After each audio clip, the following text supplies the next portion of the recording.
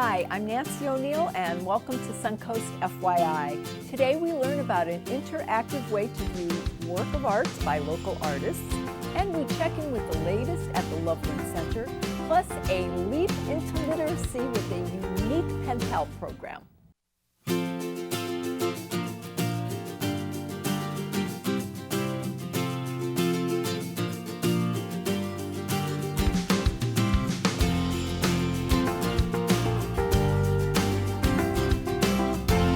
College of Art and Design is inviting you to view different artwork in all of their incredible galleries with a unique exhibition. Joining us now with more on the Art Walk is Campus and Community Engagement Manager Tim Yeager. It's amazing how quickly the time goes by, and here we are again. We're having our first Campus Art Walk. Here we are. Yes. Again. Yes. We're back. Yes. Give our viewers a refresher of what the Art Walk is, Tim. The Art Walk is a wonderful opportunity to introduce the campus and the galleries to all of the public. It's an evening event where we open up many venues, not just galleries, to the public, showcasing current exhibitions and openings as well. Mm-hmm. So we have a wonderful round this October of 9 different venues on campus. Excellent. That is free and open to the public, where many of them will be having their opening receptions, and some of them will be continuing some of the exhibitions that are currently on view. Okay, and like you said, there's typically not that many galleries or spaces open to the public at any given point in time. I mean, we always have galleries open, so this is really a unique opportunity for people to get more of an overview of Ringling and what we do, right? Well, part of the concept of the Art Walk is that we really wanted to try to cross-pollinate the exhibitions that we have to offer on campus. And so instead of just having one open on a Friday evening, let's say, we thought it would be a great way for the community to have choices. Yeah. So they may come for one particular exhibition, but then at the same time wander into 8 different wonderful exhibitions. Exactly. And we will have maps. We'll have people around campus handing them out, so they'll be easy enough to find the locations. That's correct. We have maps. We have our public safety, which will help usher you to the correct parking locations. Okay. We have student ambassadors who will be walking around throughout the entire evening with maps in hands there to help answer any questions that you may have. Okay. We also have food trucks. Food trucks will be there. We have the wonderful Spice Boys food truck, which is Israeli street food, wonderful stuff, sure to please. But we also have light bites and refreshments in every single gallery space. Great. And what time is the event, Tim? The event is conveniently from 5 p.m. to 8 p.m. on October Friday, 18th. October 18th. Yep. So whether you're coming right after work or decide to go have a bite to eat and then come join us, we'll be there and with doors open. Great. So tell our viewers what some of the galleries are that you're in charge of and what will be open. Well, I'll highlight a few. Okay. One of the ones that I'm excited about is the 10th Annual Student Exhibition. Oh, you're so nice. In the Made By Gallery. That's going to feature some of our veteran student work as well. So we're really excited about that opportunity. Just next door in the Lois and David Stolberg Gallery, we are opening up Jack Davis, Drawing American Pop Culture. And for those of you who don't know his name, you probably are familiar with his artwork. Yeah. He's one of the original illustrators from Mad Magazine, but cool. also did a lot of illustrations for TV Guide, Time Magazine, and a lot of the publications in the 80s. That real kind of illustrative screwball kind of comedy. Wonderful stuff. So it's a great time to feature this exhibition because Mad Magazine, as you know, is coming off of the shelves after 67 years. So this is a nice retrospective of his work. So anybody who is a fan of that type of publication, this is the exhibition for you. Okay, what else we got? And then just across the street in the Patricia Thompson Alumni Gallery, we have this wonderful exhibition by local artist Virginia Hoffman, who's also an alum of the college. It's called Vanishing Old Florida. And Virginia, over the years, has made her way up and down the back roads of Florida, capturing some of the buildings and places that are starting to fall apart. And so this is a wonderful photography exhibition of her work. And really, if you love Florida, this is one not to miss at all. So that's one I wouldn't miss either. Okay. And then all the way across campus at the Richard and Barbara Bash Gallery, we're featuring our recently retired professor, Hugh Davies, who does these wonderful large abstract paintings. If you love painting, this is an exhibition not to miss. He will be there, so you will get to meet the artist and ask him questions as well. All right. Anything that you'd like to end with, close with a final place to go see? Well, there's a lot of information to discover, Yep. and I encourage all of our readers and visitors to go to www.ringling.edu/galleries for more information. Okay, and that will have a list of all of the other galleries. That's open. correct, all Great. 9 venues. Great. Thanks, Tim. It's my pleasure. Thanks for having me Nice again. seeing you. While enjoying the art walk at Ringling College of Art and Design, you won't want to miss the featured student and veterans exhibition at the Made By Gallery. Here with more is President of the Ringling College of Art and Design Veterans Club, Matthew Troyer. First, thank you so much for your service to our country. You were in the Marines, is that correct? Yes, Nancy, thank Yeah. you. Well, thank you for being here. Appreciate it. So you are now a student veteran at the college. What's that like, and what's the veteran presence like on the campus? Yeah, so it's interesting for veterans then to follow up and go to art school, and then I was actually a combat photographer, so it doesn't always work that way for everyone, but we have 18 current veterans that are enrolled at Ringling. And through the club, we're just trying to kind of expand what we do and make our presence known, because veterans have a unique experience, and that kind of translates to their art sometimes. It might not be directly military related, but you know, Somehow it has to. it has to influence our art in a way. Yeah. So Yeah.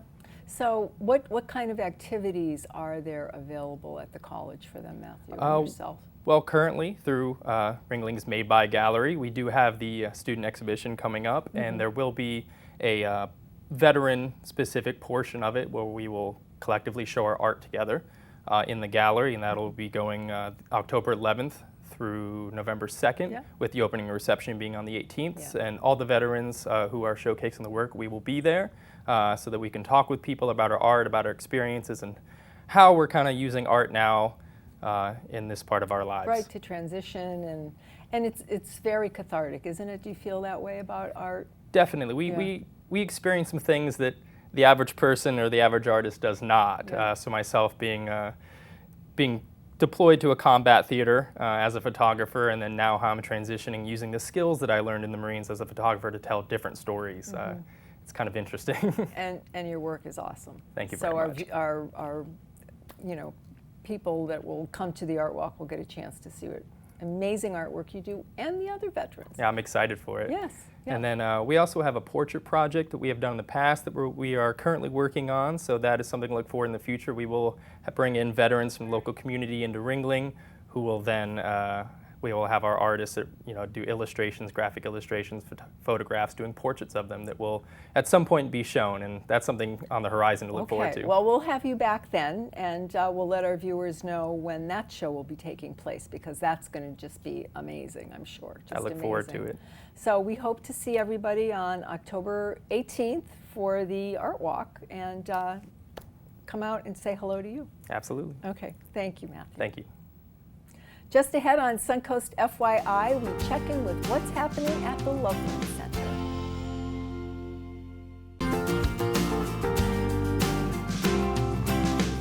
Loveland Center works every day to help individuals with disabilities live their lives to the fullest. And here with more on how you can get involved is CEO Patrick Gurin.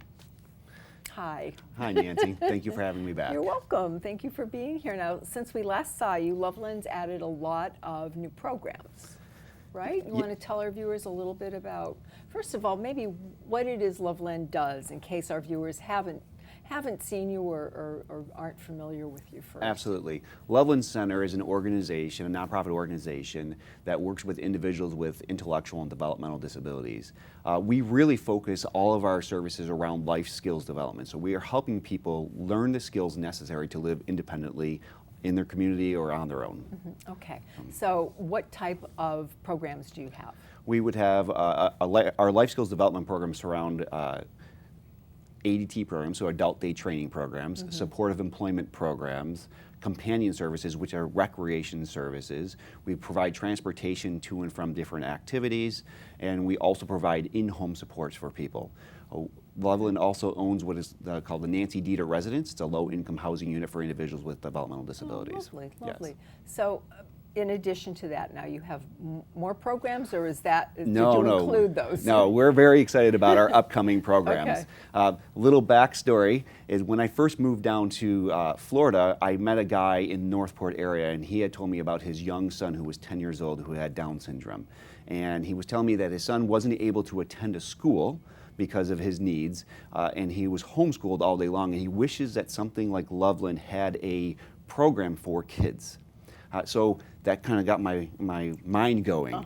And 2 years later, we're finally able to say that we are working on developing our HERO program, which is helping everyone realize opportunities. And we're working with it's an after-hours program for kids who are 4 and up. So they can come to our program 1 day per week, and we're able to support them to have social skills, to take time with, interact with other people, but also at the same time, we're giving a break to the parents. Because as you know, a lot of times when people are taking care of other people, they don't have time to take care of themselves. Well, this now gives them that opportunity to take care of themselves, take care of their other children, take care of other things, and just have some time to grow on their own. Okay. Now you're adding locations in Venice? Well, we've been in Venice for You've been in 58 Venice, years. okay. And what we looked at is our board really is future thinking and saying, okay, we've been here for 58 years and we've done such a great job. Let's take our Loveland culture outside of Venice. So we've been looking at the unmet needs of people in our community and saying, okay, in Northport, there was no service provider. So we opened a day program in Northport. And then we had last year an opportunity to talk with another agency down in the Port Charlotte area, and after some discussion with them, they had decided they wanted to retire, and we were able to take over their program, and we've now hold a day program in the Port Charlotte area. Wonderful. Okay, so there's some Medicaid legislation coming up.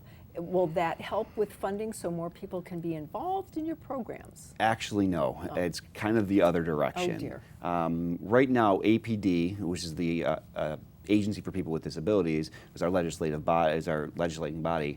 They have been told that they have to look at cutting funding, which is really unfortunate. It is, yeah. Because as we know, and I've said it, we're looking at for the unmet needs, and we're going out to serve people with an unmet need. Sure. So I always look at anytime we have any sort of cuts, it's how does it affect our individuals?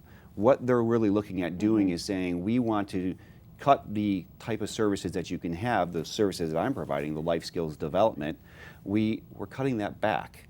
And we're saying that you have to make a choice between life skills development as an ADT program, or supportive employment, or recreational services. So think of it as a parent. You have a parent who's, maybe I worked all day long, and in order for me to work all day long, my son or daughter attends a day program. But then when we come home, and now I'm taking care of my son or daughter, and they don't have an opportunity to go out and do other things. They don't have an opportunity to go to get a job or to go have recreational services. So is Loveland considering collaborating with other entities, other nonprofits in the community? Absolutely. That's what we are really looking at doing. One thing that I learned a long time ago is you do what you're good at. And don't do things that you're not good at. Have somebody else do that. So we are looking at collaborating right now in Northport with a company called Clara's Clubhouse. They're a nonprofit that actually does family education and training. So helping individuals and their families learn about what services are available. So beginning next year, on a monthly basis, Clara Clubhouse and Loveland Center will be putting on family education and training programs. Wonderful. Now, some of the things that I just want to mention quickly, we only have a short time left, but you have vacation services, I've read on your website. So if somebody is coming down for a day or a week, they can contact you? Yes, they can call our main office, 941-493-0016, and get in touch with us about getting some supports for them while their loved ones is down with us. Okay. Now, what does the future hold, do you feel? You know, I wish I had a crystal ball to be Don't we all, able right? to say that. what we're really looking to do is continue to look for those unmet needs. We want to be out there to bridge the gap for those people who aren't getting services, to be able to say we can provide some services to you. So that's what it holds for us. And where are you located now, Patrick, in Venice? We are located on 157 Havana Road in Venice, and we are also located in Northport and in Port Charlotte. Okay, and we'll run the website across the screen so people can contact you directly. Excellent. Thank you. Thank you very Yes. much for all your work. Thank you. Next on Suncoast FYI, we learn about a pen pal program with the Early Learning Coalition.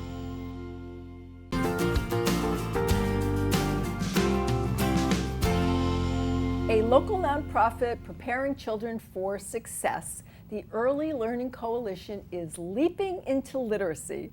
And here with more on the Literacy Buddy Project is Executive Director Janet Kahn and Community Outreach Coordinator Anna McClendon. Hi, ladies. Hello. Nice to see you again. I'm so happy to have you here. Thank you. I got involved with the Buddy program at Ringling College last year, and it is such an amazing, amazing thing that I wanted to share it with our viewers. So let's begin by telling them, Janet, what is the Early Learning Coalition and what do you do? So the Early Learning Coalition's focus is to make sure that there's high quality early education experiences for young children.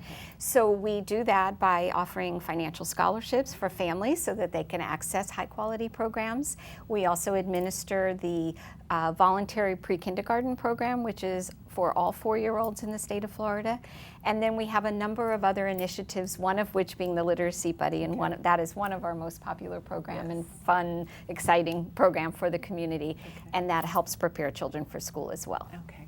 So what are some of the most significant programs you had? I said you mentioned them, but what a little more detail about what they are. Well, the Literacy Buddy is one of our early literacy programs, and we do have others, but one of the significant programs that we do is the Look for the Stars program, because I mentioned access to high quality care is what's critical. So the Look for the Stars program is a 5-star rating program for early education programs in our community. We work with 180 programs, and it's really just what it says, a 5-star rating system. 180 programs being in the community, local programs that offer early care and education. Okay. Yeah, and that we work Schools. with and Okay. contract with, the schools, and that's how early education is offered in our community. And so it's a ranking program. It gives parents a tool to know which programs are meeting standards higher than licensing, and it also gives the programs an opportunity to tout when they are high quality, and also to know how to progress along a continuum to maintain that. Yeah, it's a great parent tool. Yeah. First-time parents, or this is your second child, but you're going to put that second child in childcare or preschool. Sure. Every question a parent would want to know or want to ask while touring, we have done that for them. Yeah. So it really, you're flying blind as a parent, and you're saying, which way do I go? What do I ask? What am I looking for? And we have framed that for every parent and looking in Sarasota County. Because it's so overwhelming. It is. Right? Where you just don't know what direction to go. So that's great. And now you're heading up the project I'm near and dear to at this point, the Buddy Book Project. Tell our viewers about that. So part of our mission with Strong Start to Kindergarten, Early Leap into Literacy, is fostering a love of reading among the littlest learners. So fostering a love of reading as early as possible. That's part of what Literacy Buddy does. But it's a pen pal program. I guess that's the best way to explain it, where we match local 3- and 4-year-olds with adults and teenagers, all a variety of volunteers in the community, and they correspond and they exchange books, drawings, and letters. They can't write yet, right? So they will draw a picture, what they're currently interested in, what they would want a new book about. The teacher then, it's a very comprehensive effort, because the teacher will then write on that drawing what they want, what kind of book they want, or paraphrase or quote. It's always fun getting the quotes.